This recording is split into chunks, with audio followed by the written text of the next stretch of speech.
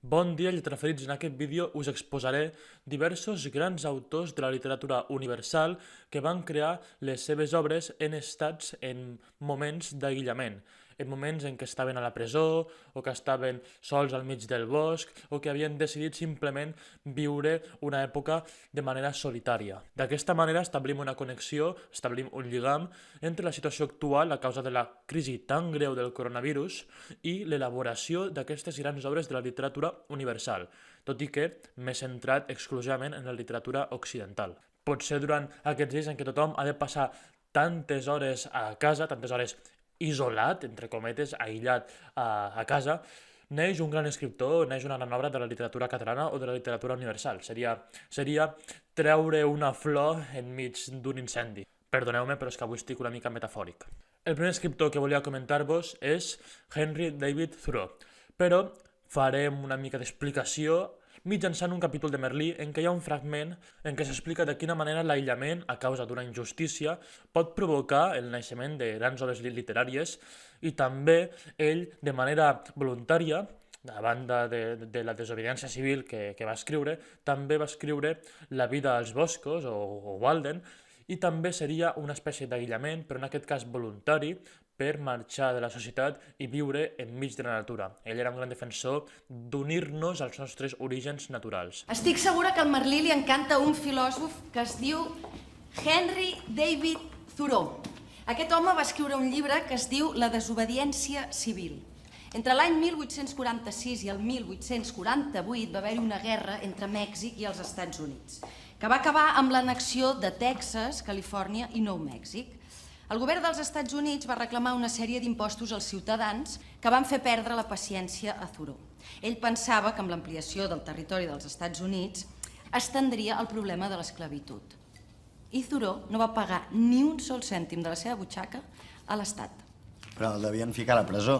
Sí, però el més interessant és la reflexió que va fer sobre com enfrontar-se a l'Estat sense violència. Ell va escriure que ningú ens pot dir el que hem de fer, sobretot si atempta a la nostra llibertat de consciència. Frases com en literatura només ens atrau allò que és salvatge, l'avorriment només és un sinònim de domesticació, són d'aquest gran autor. Vet aquí la natura, aquesta mare que ens sobrevola, vasta i salvatge, amb tanta bellesa i tant d'afecte per als seus fills com la lleoparda, i en canvi se'ns arrenca tant d'hora del seu pit i se'ns entrega a la societat, a aquesta cultura que és exclusivament una interacció entre home i home, una mena de criança que produeix com a màxim la noblesa anglesa, una civilització destinada a tenir un final proper.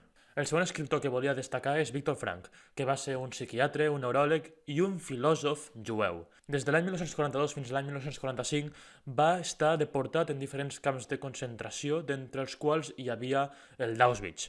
Per aquesta raó és una persona que va patir moltíssim i d'aquest sofriment, analitzat des d'un punt de vista d'un psiquiatre, va néixer la seva gran obra titulada L'home a la recerca de sentit, que poua en el misteri i en la importància de trobar un significat en la nostra vida, fins i tot en els moments en què la desesperança hi regna d'una manera més forta. Ara us en llegiré un fragment que crec que fa reflexionar moltíssim. Nosaltres vam conèixer l'home com potser abans no ho havia fet cap altra generació. Però, què és l'home? És l'ésser que sempre està decidint què és. És l'ésser que ha inventat la cambra de gas, però també és l'ésser que s'ha dirigit amb fermesa a la cambra de gas amb una pregària als llavis. Dr. Frankel, what is the difference between people who are able to pick themselves up, get over life's problems, and those who are not? The decisive factor is decision, the freedom of choice, the freedom to come up with a decision. It should be, I would like to become this way or another, in spite of conditions that should only seem to fully determine my behavior. I wish to act freely as a responsible being, which is a human being. I wish to act in accord with heredity and environment, owing what I become to them, but also, if need be, in spite of the worst conditions. This is exactly what you could watch and witness under severe, extreme conditions of stress. L'exili, sense cap mena de dubte, és una classe d'aïllament, i per aquesta raó autors com Josep Carner o Puigdespert van ser capaços en una situació complicada, a partir d'una situació difícil, crear art. El primer, que és Josep Carner, va escriure des de l'exili el seu gran poema titulat Bèlgica, que ara em posaré una recitació. M'agradaria fer-me vell dins una ciutat, amb uns soldats no gaire de debò, on tothom s'entendrís de música i pintures, o del vell arbre japonès quan treu la flor, on l'infant i l'obrer no fessin mai tristesa, on veiéssiu uns dintres de casa aquilotats, de pipes, de parlades i d'hospitalitats, amb flors ardents, magnífica sorpresa, fins en els dies més gebrats. I tot sovint, vora un portal d'església, hi hauria, acolorit, un mercat de renom, amb botí de la mar, amb presents de la terra, amb molt de tot per tothom. I ara entrarà un fragment d'un poema de Puigdespert, titulat Vària, que tracta el tema de l'exili des d'un punt de vista d'un autor valencià. Mon pensament, obrint mon pit, la crida dels meus senyors, i fa tancar la porta d'un mal passat, del qual la branca és morta, però que raja encar sang la ferida. En aquest poema l'autor ens presenta París en una estació de l'any que convida a la nostàlgia, la tardor. El poeta, amb gran habilitat, aprofita aquest fet per relacionar implícitament la caiguda de les fulles mortes amb els assassinats que va provocar la Guerra Civil i tota la regressió que malauradament va produir al seu estimat territori. Puigdespert anhela tornar al passat, reviure els dies bonics on la guerra era un concepte llunyà i aliè, pàtria de llum, la tebillor de ta plana i la frescor dels cims de tes muntanyes porten al cor la plec dels millors dies.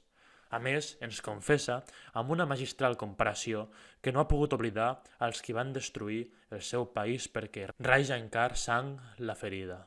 Així mateix, les guerres civils són una gran ferida social que triga molts anys a cicatritzar. Com no podia ser d'altra manera, en aquest vídeo també cal que s'inclogui el famós diari d'Anna Frank, en què hi ha una oració que encapçala tots els capítols, que és Estimada Kitty. És un diari que va ser escrit en una situació extraordinària i, per tant, l'autora, sens dubte, estava en un moment d'aïllament, en un moment complicat. Bé, sincerament, complicat seria un eufemisme, en aquest cas, perquè Anna Frank després va ser executada pels nazis, va ser fusilada juntament amb tota la seva família, i, per tant, s'estaven amagant dins d'un pis, darrere d'un armari, en una espècie d'habitacle secundari, per evitar això precisament que al final va acabar passant. En aquest llibre tan popular, famós i importantíssim per entendre la condició humana de la literatura universal, Anna Frank ens narra, dirigint-se a una segona persona, que és aquesta estimada Kitty que us he comentat. O sigui, ella escriu un diari personal com si es dirigís a una amiga seva, imaginària, que s'anomena Kitty, i, és clar, es poden observar les angústies, el patiment, les esperances, els moments tristos, els moments feliços que té aquesta persona en aquestes condicions d'aïllament tan dràstiques i tan dures. Dilluns 19 de juliol de 1943. Estimada Kitty, diumenge hi va haver un terrible bombardeig al sector nord d'Amsterdam. Les destrosses sembla que són enormes. Carrers sencers han estat arrasats i trigaran molt de temps a rescatar tota la gent sepultada sota la runa. Fins ara s'han comptat 200 morts i un nombre immens de ferits. Els hospitals són plens a vessar. Es diu que hi ha nens que, perduts entre les runes incandescents, van buscant els seus pares morts. Quan penso en els retrunys que se sentien en la distància, que per a nosaltres era un senyal de la destrucció que s'acosta, m'esgarrifo. La teva Anna. Don Quixot, l'obra magistral de Cervantes, també va ser escrita, si més no en part, a la presó.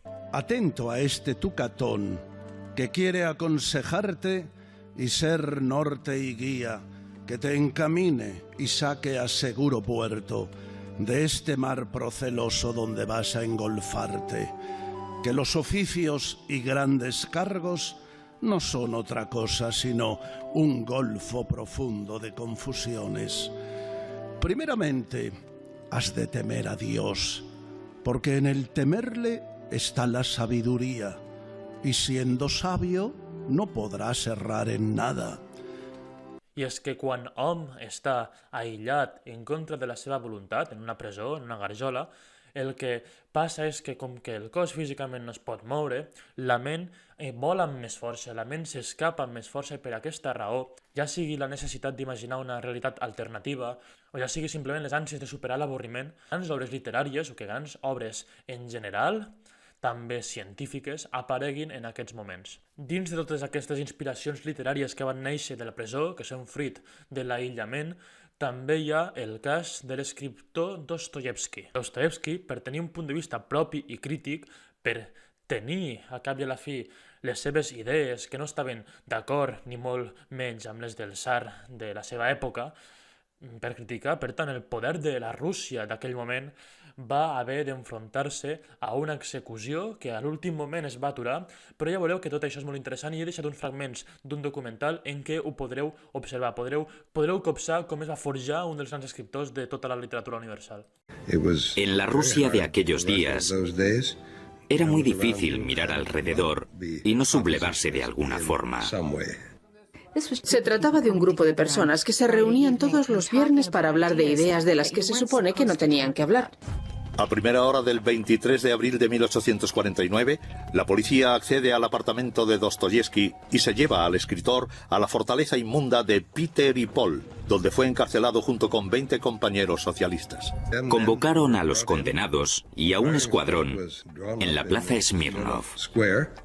Dostoyevsky y los demás prisioneros se preparan para ser ejecutados. Los 3 primeros prisioneros se preparan para la muerte mientras Dostoyevsky lo ve todo desde un lado, consciente de que él será el siguiente en morir. Justo en el momento en que Dostoyevsky está a punto de ser ejecutado, un mensajero entra en la plaza y anuncia algo sorprendente.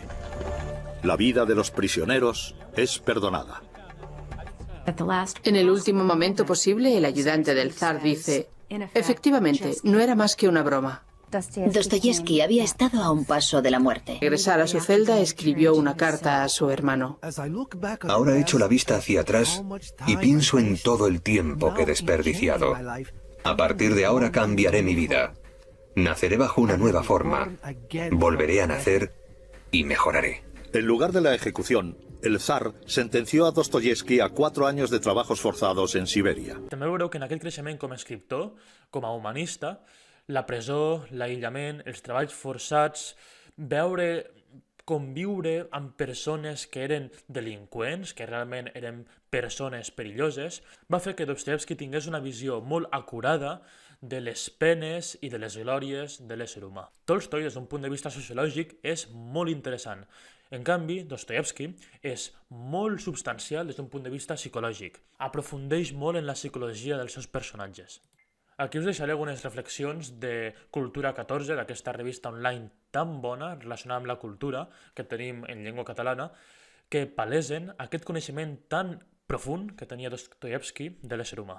Pel que fa als escriptors de la literatura clàssica catalana, literatura tardomedieval, hi ha els escriptors Jordi de Sant Jordi i Bernat Metge, que van estar presos i que, mentre estaven presos, van escriure les seves obres. Bernat Metge, de fet, la va escriure, que és Lo somni, amb la intenció que aquesta obra l'ajudés a sortir de la presó. I, de fet, així va ser. Ara us en llegiré un fragment. Tanmateix, abans us en faré una mica de context. Bernat Metge va ser acusat d'assassinar el seu rei i ell, en aquesta obra, es va defensar. Quan mor el rei, 1396, és processat per corrupció i traïció, però el 1398 és absolt i passa al servei del rei Martí I, fins a la mort del monarca el 1410. Arran d'aquestes acusacions escriu la seva obra mestra, Lo somni, 1399. Dividida en 4 llibres, escrita en primera persona, utilitza un recurs de regust platònic, amb un diàleg amb el difunt Joan I, que manifesta la innocència del seu secretari. És a dir, fa que el rei mateix, en l'obra literària, titulada Lo somni, aparegui i digui que Bernat Metge és innocent, que no ha fet res. Em sembla un recurs fantàstic. Poc temps ha passat que, estant en la presó, no per demèrits que mos perseguidors e envejosos sabessin contra mi, segons que després, clarament, a llur vergonya, s'és demostrat mas per sola iniquitat que m'havien, o per ventura, que algun secret jui de Déu, un divendres entorn mitjanit, estudiant en la cambra on jo havia acostumat estar, la qual és testimoni de les mies cogitacions. Me venc fort gran desig de dormir. Ara ens centrarem en Jordi de Sant Jordi. Per què va fer cap a la presó? Participa en l'expedició Sardenya i Còrsega. Durant aquest viatge, Alfons el Magnànim l'anomena cavaller i li atorga l'alcaldia de la Vall d'Uixó. L'any 1423 és fet presoner a Nàpols, quan les tropes de Francesco Sforza irrompen a la ciutat. D'aquesta experiència neix el poema Presoner, on l'autor manifesta l'angoixa que li provoca la situació i confia en la ràpida alliberació. Consegüentment és un poema en què demana, en què suplica gairebé al rei que no l'oblidi, que ell era una persona important dins de la cort, que sempre s'havien portat bé els dos i que ara necessitava l'ajuda del monarca. L'última estrofa del poema fa així: Reis virtuós, monsenyor natural, tots al present no us fem altra demanda, mas que us record que vostra sang reial mai defallí al qui fos de sa banda. Dit altrament, rei, no t'oblidis de mi perquè sempre ens has tractat bé i ara que estem a la presó necessitem la teva ajuda. I sí, efectivament va ser alliberat. Un altre escriptor que va ser reclòs, ara estem en una altra època, estem al segle XX, en una de les pitjors presons terrible que ha creat l'ésser humà, que eren els gulags de l'època de Stalin. Aquest escriptor és Alexander Solzhenitsyn. Potser us demanareu per quina raó va ser portat a Sibèria, a un gulag, durant 8 anys, condemnat a fer treballs forçats. Doncs simplement perquè van trobar una carta que anava dirigida a un amic seu en què estava expressant opinions polítiques contràries a Stalin. Motius importants, sí senyor. En l'obra Arxipèlag Gulag denuncia la repressió d'estat quan Stalin estava al poder.